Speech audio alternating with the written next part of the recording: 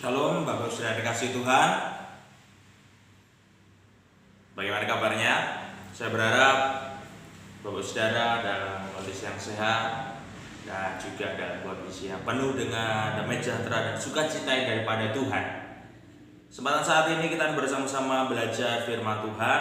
Tapi sebelumnya mari kita bersama-sama berdoa terlebih dahulu. Bapa di surga, kami mengucap syukur untuk Allah yang baik, Allah yang mengasihi kami, Allah yang senantiasa memelihara kehidupan kami. Kesempatan saat ini ketika kami berkumpul bersama untuk memuji Tuhan, kami juga rindu bersama-sama belajar kebenaran firman-Mu.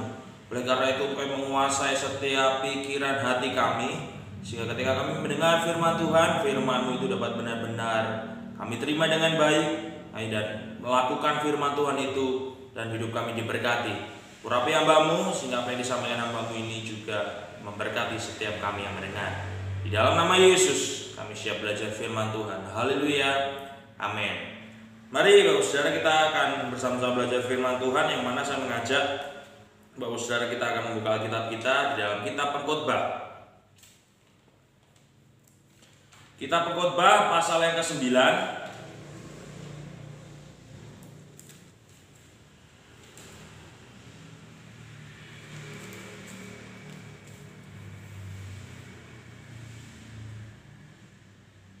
Kitab Pengkhotbah pasal yang ke-9 ayat 1 sampai 12. Cukup panjang, tetapi saya akan membacakan bagi Bapak Saudara hanya beberapa ayat. Nanti Bapak Saudara bisa menyimak di Alkitab masing-masing dan baca sendiri di rumah dan direnungkan kembali bersama keluarga masing-masing. Jadi hanya inti-intinya saja yang saya akan sampaikan. Ayat-ayat kunci di dalam Pengkhotbah pasal yang ke-9 ayat 1 sampai 12. Saya akan bacakan ayat yang ke-10 dan juga 12. Ya, 10 dan 12. Kalau sudah bisa menyimak terlebih dahulu, saya akan bacakan demikian bunyi firman Tuhan. Segala sesuatu yang dijumpai tanganmu untuk dikerjakan, kerjakanlah itu sekuat tenaga, karena tak ada pekerjaan, pertimbangan, pengetahuan dan hikmat dalam dunia orang mati. Kemana engkau akan pergi? Lompat ke ayat 12, saya bacakan. Karena manusia tidak mengetahui waktunya, seperti ikan yang tertangkap dalam jala yang mencelakakan, dan seperti burung yang tertangkap dalam jerat. Begitulah anak-anak manusia terjerat pada waktu yang malam, kalau hal itu menimpa mereka secara tiba-tiba. Amin. Saya akan memberikan judul firman Tuhan pada kesempatan saat ini adalah kerjakan apa yang bisa selagi sempat. Ya, saya ulangi, kerjakan apa yang bisa selagi sempat. Nah, kalau saya dikasih Tuhan, kitab Pengkhotbah ini ditulis oleh Raja Salomo di akhir hidupnya, di masa tuanya tentunya. Ketika Raja Salomo ini memahami bahwa segala sesuatu yang dikerjakan oleh manusia itu adalah sia-sia, usaha menjaring angin, semuanya itu sia-sia. Ya, jadi apapun yang kita miliki, apapun yang kita kerjakan, apapun yang kita punya, itu segala sesuatu tetap nanti akan berakhir. Ya, jadi berbahagialah bagi Bapak Saudara yang saat ini dan seterusnya sudah mulai berkomitmen untuk mempersiapkan bekal kekekalan, karena itu akan bertahan sampai nanti kita dibawa pada pengadilan. Kalau kita masih sibuk mengerjakan segala sesuatu yang sama sekali tidak ada gunanya bagi kekekalan, lebih baik dihentikan, atau mungkin kalau tidak bisa langsung dihentikan, dikurangi sedikit demi sedikit, karena Pengkhotbah mengatakan itu akan menjadi sia-sia. Nah, nats yang kita baca ini, jadi nanti saya akan sampaikan beberapa ayat yang menunjang melalui ayat-ayat yang kita nanti akan sama-sama baca di dalam Pengkhotbah pasal 9 ini. Di situ ditulis di dalam perikop ada tulisan nasib semua orang yang sama. Dari judul perikop di situ saja sudah sangat menjelaskan ya. Jadi tidak peduli bahwa sudah orang kaya, bahwa sudah orang miskin, bahwa sudah orang ganteng, cantik, atau mungkin orang jelek, mungkin begitu. Atau bahwa saudara mengklaim punya jabatan yang tinggi, atau mungkin bahwa saudara minder karena status sosialnya tidak sebaik orang-orang lain atau tetangga sekitar bahwa saudara. Ketahuilah itu tidak menjamin apapun. Ya, karena nasib semua orang itu adalah sama. Ya, nasib semua orang sama. Saya akan bacakan ayat 1 sampai 3 ya. Untuk poin pertama.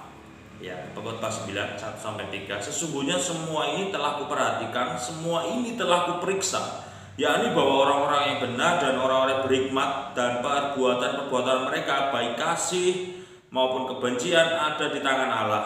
Manusia tidak mengetahui apapun yang dihadapinya. Segala sesuatu sama bagi sekalian, nasib orang sama, baik orang yang benar maupun orang fasik, orang yang baik maupun orang jahat, orang yang tahir maupun orang najis, orang yang mempersembahkan korban maupun yang tidak mempersembahkan korban. Sebagaimana orang yang baik, begitu pula orang yang berdosa. Sebagaimana orang yang bersumpah, begitu pula orang yang takut untuk bersumpah. Inilah yang celaka dalam segala sesuatu yang terjadi di bawah matahari. Nasib semua orang sama. Hati anak-anak manusia pun penuh dengan kejahatan dan kebebalan ada dalam hati mereka seumur hidup, dan kematian mereka dan kemudian mereka menuju alam orang mati. Ya. Sebenarnya ayat ini juga memberikan satu tendensi bahwa kita ini harus menghargai semua orang. Ya. Jadi jangan kita kemudian menjudge atau menghakimi orang berdasarkan status mereka atau mungkin berapa jumlah harta yang mereka miliki, karena kita semua sama. Ya, samanya apa sih? Yang disampaikan Pengkhotbah ini jelas kita sama-sama nanti akan mati. Kita akan sama-sama menuju kepada, dikatakan di sini, alam orang mati, ayat yang ketiga. So, Bapak Saudara, kita tidak perlu kemudian mulai merasa bangga kita lebih kaya dibanding yang lain.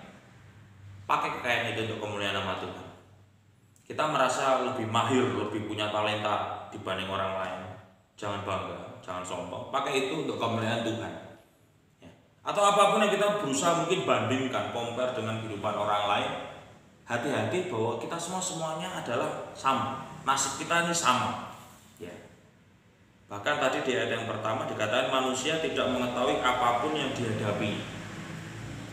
Berapa bulan yang lalu, bulan Januari, kita sama-sama tahu banyak sekali bencana alam, pesawat jatuh dan seterusnya. Mereka sama sekali tidak tahu sebentar lagi mereka akan dipanggil Tuhan, ya, atau mengalami kematian. Jadi mereka melakukan segala sesuatu seperti biasa, sama sekali tidak tahu bahwa sebentar lagi mereka akan mati. Seperti itu kejadiannya. Nah, artinya bukan berarti saya kemudian menganggap bahwa saudara dan saya sendiri kita bersama-sama karena kita sebentar lagi mau mati, bukan. Tapi lebih kepada kita ini memang hidup hanya sementara, kita ini bukan siapa-siapa, kita ini lahir nggak bawa apa-apa, pulang pun juga nggak bawa apa-apa, so kita nggak boleh sombong. Jangan kita pandang remeh orang lain, jangan kita pandang rendah orang lain, dan kita merasa lebih oke, lebih wah, kita berdosa di hadapan Tuhan. Ya, ingat sekali lagi, nasib kita ini sama.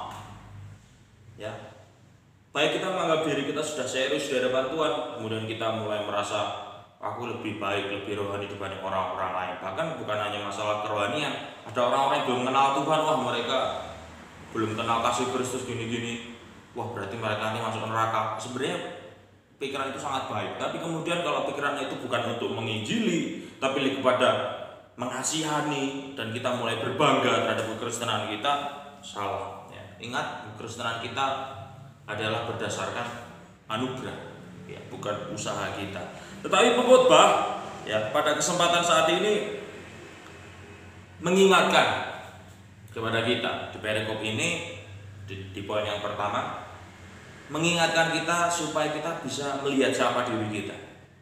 Ya, kita tidak boleh sombong karena nasib semua orang di bawah matahari semuanya sama. Ya, sama-sama menuju ke alam kematian. Lebih baik kita hidup mengasihi orang lain, kita berbagi. Ya, selagi kita masih punya, mari kita berbagi. Selama kita masih bisa membantu, mari kita membantu. Supaya hidup kita tidak menjadi hidup yang egois. Amin, Bapak Saudara.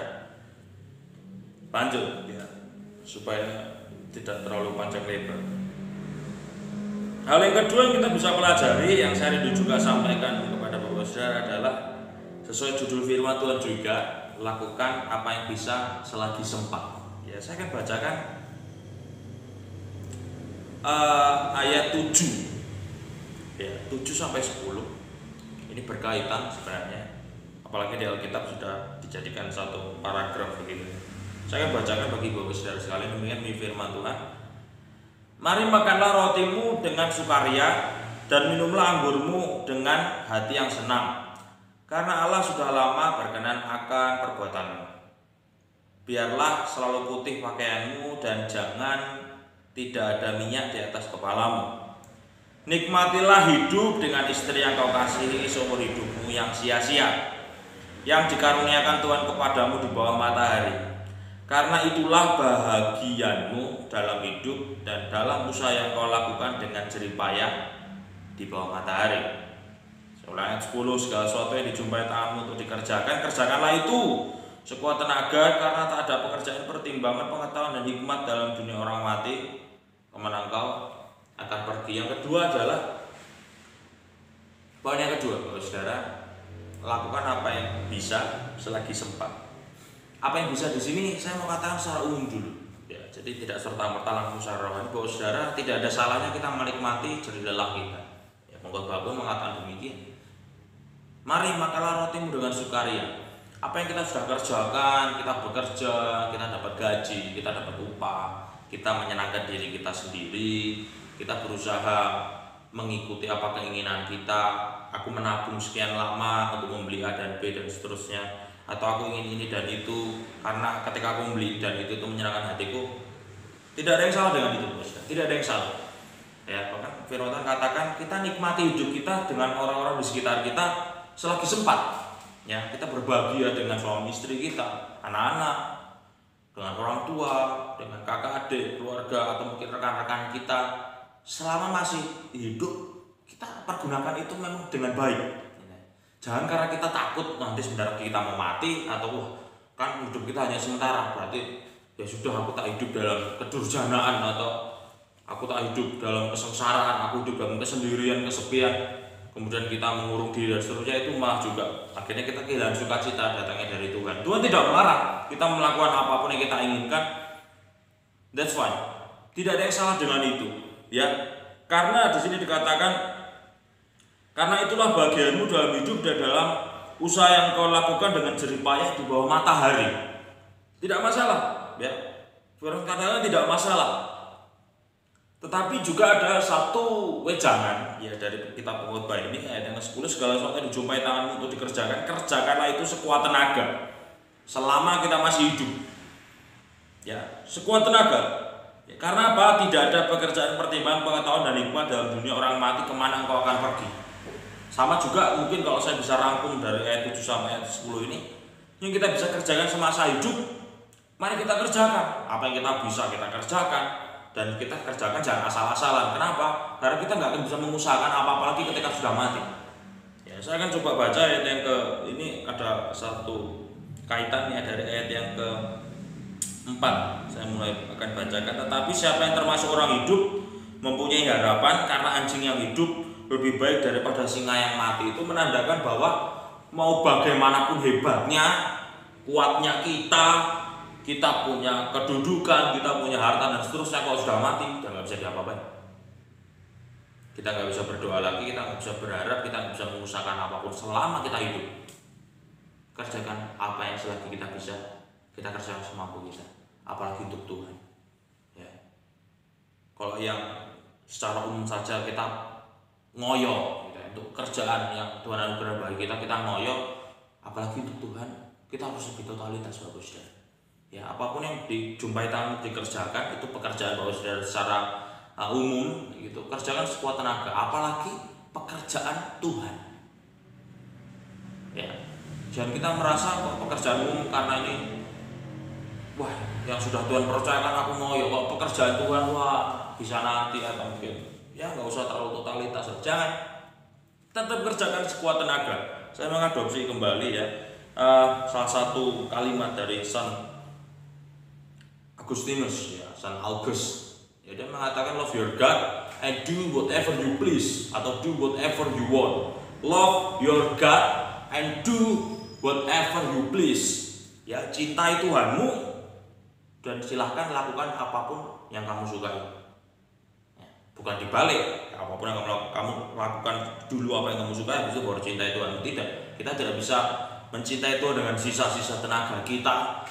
Tidak, tapi kita mari melakukan yang terbaik untuk Tuhan selama kita hidup, selama kita bisa, selama kita masih punya tenaga, selama kita masih diberi kesempatan, kita memberi yang terbaik untuk Tuhan.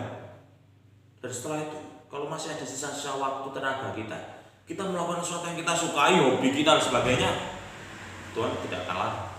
Ya. Atau memang Tuhan tidak melarang apapun sebenarnya, tapi Tuhan akan berkenan kalau prinsip kita seperti itu. Ya, kita bisa memprioritaskan yang untuk Tuhan, aku mau beri yang terbaik dan sebagainya. Yang lainnya nanti anggaplah sebagai ya hiburan atau mungkin supaya tidak stres dan seterusnya, tidak apa-apa. Tapi kalau waktu kita, hidup kita habis untuk melakukan sesuatu yang kita ingini, kemudian Tuhan hanya dapat sisa-sisa waktu hidup kita saja, kita sedang tidak mempersiapkan bekal-bekal dengan baik, bro.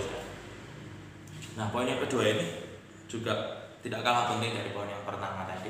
Lakukan apapun selagi bisa. Poin yang kedua sama seperti judul firman Tuhan pada kesempatan ini. Lakukan apa yang bisa selagi sempat. Bukan bisanya terhadap hal yang lain saja, tapi apa yang kita bisa lakukan untuk Tuhan, lakukan selagi sempat. Selagi bahwa saudara masih hidup, selagi bahwa saudara bukan hanya hidup, tapi masih punya kekuatan, punya tenaga, cintai Tuhan. Karena tidak akan ada lagi kesempatan di dalam kematian. Kalau kita sudah mati, kita sudah nggak bisa diapa-apain lagi. Ya, kita nggak bisa lagi berharap ingin mencintai Tuhan. Tidak bisa. Apapun yang kita pengen harapkan, kita doakan, apapun itu yang kita ingin lakukan, kerjakan ini dan itu, lakukan ketika masa hidup ini. Ya. Bertindaklah seakan-akan hidup ini hampir berakhir, supaya kita melakukan segala sesuatu dengan segera, dengan cepat. Apa yang kita bisa kerjakan untuk Tuhan, kita kerjakan untuk Tuhan dengan segenap hati kita. Saya berharap saudara bisa memahami akan hal ini, supaya kehidupan kita berubah, kita bertobat, kita kembali ke jalan Tuhan. Bagi yang mungkin bahwa saudara kurang semangat, kita semangat. Bagi bahwa saudara yang mulai merasakan dosa, mari kencangkan, supaya kita tidak kehilangan waktu, kehilangan momen, kehilangan kesempatan kita untuk memberi yang terbaik itu. Amin bahwa saudara. Dalam firman Tuhan yang singkat ini tidak lewat begitu saja. Ada 1-2 kalimat yang disampaikan oleh firman Tuhan yang menjadi rema, mengubah, memulihkan bahwa saudara menjadi pribadi yang lebih baik. Berbahagialah Bapak Ibu saudara yang tidak hanya mendengar firman Tuhan, tapi melakukan kebenaran firman Tuhan ini siang dan malam. Amin. Kita akan berdoa. Segala pujian hormat syukur hanya bagi Tuhan, karena Engkau yang baik yang mengasihi kami. Apa yang kami dengar firman-Mu, biarlah terus merema dalam kehidupan kami. Roh Kudus terus mengingatkan hingga firman Tuhan ini tidak berlalu, tapi benar-benar bisa kami aplikasikan dalam kehidupan ini. Dan kami menjadi anak Tuhan bisa mempergunakan waktu dengan baik, melakukan apa yang kami bisa lakukan selagi bisa, selagi kami mampu, sehingga nama Tuhan dipermuliakan. Terakhir firman Bapa, memberkati setiap keluarga anak Tuhan, jemaat Tuhan yang saat ini beribadah. Tuhan memberkati setiap kehidupan mereka, pekerjaan mereka pun yang mereka kumpulkan, doakan hari-hari di Tuhan. Engkau Allah yang akan menjamah dan memberkati setiap mereka.